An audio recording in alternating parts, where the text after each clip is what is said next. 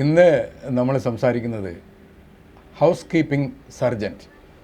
അപ്പോൾ ഇത് കേട്ടാൽ നിങ്ങൾ വിചാരിക്കും എന്തോ ഒരു വലിയ സംഗതിയാണ് സർജൻ്റൊക്കെ എന്നൊക്കെ പറഞ്ഞു കഴിഞ്ഞാൽ വലിയ കാര്യമാണെന്ന് നിങ്ങൾ വിചാരിക്കും. അപ്പോൾ നമ്മുടെ മന്ത്രിയാണ് പറഞ്ഞത് എല്ലാ ഡിപ്പോകളിലും അങ്ങനെയുള്ളൊരു തസ്തിക വരും, അതിനകത്ത് മോണിറ്റർ ചെയ്യും, മാസാമാസം അല്ലെങ്കിൽ വാരാന്ത്യത്തിൽ അവലോകനങ്ങൾ നടത്തും എന്നൊക്കെയാണ് പറഞ്ഞത്. സർ, CLR എന്ന് പറഞ്ഞ ഒരു വിഭാഗം ജീവനക്കാരുണ്ട് സാർ KSRTCയിൽ. ഒരു നേരത്തെ അന്നത്തിന് വരുന്ന ഒരു പക്ഷേ അവരിൽ പലരുടെയും ഭർത്താക്കന്മാർ KSRTCയിലെ ഡ്രൈവർമാരായി ചങ്ക് പൊട്ടി മരിച്ചവരുടെ വിധവകളാണ് സാർ അവർ. ഒരു നേരത്തെ അന്നത്തിന് വേണ്ടി അവൻ്റെ മക്കളെ വളർത്താൻ അല്ലെങ്കിൽ അവരുടെ മക്കളെ വളർത്താൻ വേണ്ടി ഇതിനകത്ത് വന്നു വിട്ടുപോയതാണ് സാർ. ഒരു ചൂല് മേടിക്കാൻ നിവൃത്തിയില്ല, ഒരു ഗ്ലൗസ് ഇല്ല, ആ കക്കൂസ് ഒന്ന് കഴുകാനൊരു പാത്രമില്ല. എന്ത് കഷ്ടമാണ് സാർ. ഏക്കർ കണക്കിന് കിടക്കുന്ന KSRTCയുടെ മൈതാനങ്ങൾ ഇവർ ഒറ്റയ്ക്ക് തൂത്ത് വൃത്തിയാക്കണം.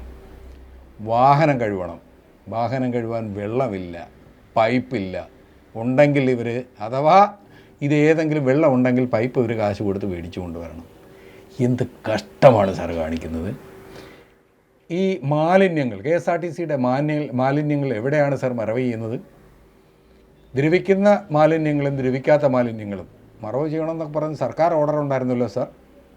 ഈ മാലിന്യങ്ങൾ എവിടെയാണ് സാർ മറവ് ചെയ്യുന്നത്? KSRTCയുടെ ബ്രേക്ക് ലൈനർ, ഗ്രീസ്, റെക്സിൻ, ഇത്തരം കാര്യങ്ങളെല്ലാം KSRTCയുടെ പറമ്പുകളിൽ തന്നെ കുഴിയെടുത്ത് കുഴിച്ചു മൂടുകയാണ് സാർ. പല ഡിപ്പോകളും ഒരു ബോംബായിട്ട് തന്നെ പ്രവർത്തിക്കുന്ന അവസ്ഥയാണ്. കാര്യം ഒരു തീപിടുത്തം ഉണ്ടായിക്കഴിഞ്ഞു കഴിഞ്ഞാൽ ഇത് പൊട്ടിത്തെറിക്കും. ഉദാഹരണത്തിന് ഞാൻ പറയുമ്പോൾ താങ്കൾ വിചാരിക്കും ഇത് തെറ്റായ ഒരു വാർത്തയാണെന്ന്. KSRTCയുടെ പെരുമ്പാവൂർ ഡിപ്പോയിൽ പുതിയതായിട്ട് പമ്പ് തുടങ്ങാനായിട്ട് അവിടെ JCB ഒന്ന് കുഴിച്ചു സാർ. കുഴിച്ചപ്പോൾ കിട്ടിയത്, ഇപ്പോൾ നമ്മുടെ പുരാവസ്തുക്കാരെ കുഴിക്കുമ്പോൾ ഉത്ഖനനത്തിന് കിട്ടുന്ന രീതിയിലുള്ള കുറേ സാധനങ്ങളാണ്. KSRTCയുടെ പഴയ കുറേ റെക്സിന്, ഗ്രീസ് ഇത്യാദി കാര്യങ്ങളാണ്. പറഞ്ഞത് തെറ്റാണെങ്കിൽ താങ്കൾക്ക് പരിശോധിക്കാം. മലപ്പുറം ഡിപ്പോയിലെ 2 ജീവനക്കാരെ സസ്പെൻഡ് ചെയ്തു സാർ. ആരോ ഫോട്ടോ എടുത്ത് താങ്കൾക്ക് അയച്ചു തന്നു. ആ വീഡിയോ പ്രകാരം സസ്പെൻഡ് ചെയ്തു. 10-16 വർഷം സീനിയോറിറ്റി ഉണ്ടായിരുന്ന അവരെ മാസങ്ങളോളം പുറത്ത് നിർത്തിയിട്ട് തിരിച്ചു കയറ്റി സാർ, പുതിയ ആളുകളായിട്ട്. സാർ, ഭിക്ഷക്കാർക്ക് ഇതിനേക്കാളും വരുമാനമുണ്ട് സാർ. ഒരു നേരത്തെ അന്നത്തിന് വേണ്ടി താങ്കളുടെ മുമ്പിൽ വരുമ്പോൾ ഇത്തരം പ്രവൃത്തികൾ അവരോട് ചെയ്യരുത്. നീതികേടാണ്, നെറുകേടാണ്, ഗതികേട് കൊണ്ട് വന്നതാണ് സാർ.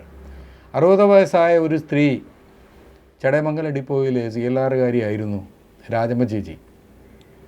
അവർ പെൻഷനാവുന്ന കാര്യം അറിയുന്നില്ല പാവം. ഒരു ദിവസം വന്നപ്പോൾ നാളെ മുതൽ ജോലിക്ക് വരണ്ട, നിങ്ങൾക്ക് 60 വയസ്സായി എന്ന് പറഞ്ഞു. അവരിൽ നിന്ന് കരച്ചിലുണ്ട് സാർ. അത് സഹിക്കാൻ വയ്യാതെ ചടയമംഗലം ഡിപ്പോയിൽ ജീവനക്കാരെല്ലാം കൂടെ ഒരു തുക സംഭാവന പിരിച്ചു കൂട്ടി അവർക്ക് കൊടുത്തു. ആ കണ്ണുനീര് താങ്കളൊന്ന് കാണണമായിരുന്നു. കാരണം നമ്മളുടെ കൂടപ്പിറപ്പുകൾ കാണാതെ വരുന്നതെങ്കിൽ, അല്ലെങ്കിൽ സ്വന്തം സഹോദരിക്കോ സ്വന്തം സഹോദരൻ്റെ ഭാര്യയ്ക്കോ ഈ വേദനയും വിഷമവും വരുമ്പോൾ മാത്രമേ നമ്മൾക്കിതിൻ്റെ ബുദ്ധിമുട്ട് മനസ്സിലാകൂ. കഴുകാൻ ആളില്ല, തൂക്കാൻ ആളില്ല, തുടയ്ക്കാൻ ആളില്ല. 1-2 ആളുകളെ വെച്ചാണ് ഏക്കർ കണക്കിനുള്ള KSRTCയുടെ മൈതാനങ്ങളും കക്കൂസും കുളിമുറിയും മെക്കാനിക് സെക്ഷനും പമ്പ് സെക്ഷനും ബാക്കിയുള്ള എല്ലാ ഭാഗവും ക്ലീൻ ചെയ്യുകയും വൃത്തിയാക്കുകയും ചെയ്യുന്നത്. ഇവർക്ക് കൈ കഴുകാൻ സോപ്പോ ചൂലോ സാനിറ്റൈസറോ ഇതൊന്നും കൊടുക്കാറില്ല. ആ കഷ്ടത്തിനിടയിൽ കിടന്ന് കഷ്ടപ്പെടുമ്പോൾ സാർ, ഏതെങ്കിലും ഒരു ദിവസം അങ്ങക്ക് സമയം കിട്ടുന്ന ഒരു ദിവസം ഏതെങ്കിലും ഒരു ഡിപ്പോയിൽ പോയി രാവിലെ അവർ വന്ന് ഒപ്പിട്ടിട്ട് അവരെന്തെല്ലാം ചെയ്യുന്നു എന്ന് ചെന്ന് നോക്കണം സാർ. അപ്പോഴേ സാറിന് ആ വേദന മനസ്സിലാവും. കാരണം എന്ന് പറഞ്ഞു കഴിഞ്ഞാൽ ഈ കക്കൂസെല്ലാം കഴുകിയിട്ട് കൊണ്ടുവരുന്ന ഒരു 2 ദോശയോ 3 ദോശയോ അല്ലെങ്കിൽ ഒരു ചപ്പാത്തിയൊക്കെ കാണും സാർ. അവരിൽ ചായ കുടിക്കാനൊന്നും പൈസ കാണത്തില്ല. അത് കൊണ്ടുവച്ചിരുന്ന ആ പാവങ്ങൾ ആ റൂമിലിരുന്ന് കഴിക്കുന്ന കാണുമ്പോൾ കണ്ണിൽ നിന്ന് ചോര വരും സാർ. മനുഷ്യന്, മനസാക്ഷിയുള്ളവന് മാത്രം. സാർ, 60 വയസ്സ് കഴിഞ്ഞ CLR സ്വീപ്പർ വിഭാഗം ജീവനക്കാർക്ക് ഒരു ചെറിയ തുക KSRTCയുടെ വക കൊടുക്കണം സാർ. കാര്യം ഇവരെല്ലാവരും പലവിധ രോഗങ്ങളും ബാധിച്ച് അസുഖബാധിതരായിട്ടാണ് ഇവർ KSRTC വിട്ടുപോകുന്നത്. കണ്ണീരോടെ വിഷമത്തോടെ പിരിഞ്ഞു പോകുമ്പോൾ ഇനി അഥവാ 10,000 രൂപ കൊടുക്കാൻ താങ്കൾ തയ്യാറായാൽ അത് KSRTCയിൽ എത്ര CLR വിഭാഗം ജീവനക്കാർ വാങ്ങാനുണ്ടാവും? അതിനു മുമ്പേ അവർ ഈ അസുഖങ്ങളും പിടിച്ച് മരണപ്പെട്ടു പോവുകയാണ് സാർ. ഒരു ദിവസം അവർ KSRTC ഡിപ്പോ പരിസരം വൃത്തിയാക്കിയില്ലെങ്കിൽ, കക്കൂസ് വൃത്തിയാക്കിയില്ലെങ്കിൽ എന്തിനേറെ സാർ, ആ യൂണിറ്റ് ഓഫീസറുടെ റൂമോ കക്കൂസോ വൃത്തിയാക്കിയില്ലെങ്കിൽ ആ മനുഷ്യന് അവിടെ ഇരിക്കാൻ പറ്റുമോ? ചിന്തിച്ചിട്ടുണ്ടോ സാർ?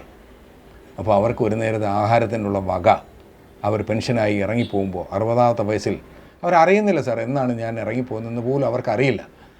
അവർ ഇറങ്ങിപ്പോകുന്നതിൻ്റെ അന്നേ ദിവസം അവർക്കൊരു 10,000 രൂപ ഇന്നാ നിങ്ങൾ ഇത്ര നാളിവിടെ വൃത്തിയാക്കിയതല്ലേ എന്ന് പറഞ്ഞ് വെച്ച് കൊടുക്കാനുള്ളൊരു മനസ്സെങ്കിലും താങ്കൾ കാണിക്കണം. തീർച്ചയായിട്ടും താങ്കൾ അത് കാണിക്കുമെന്ന് പ്രതീക്ഷിക്കുന്നു.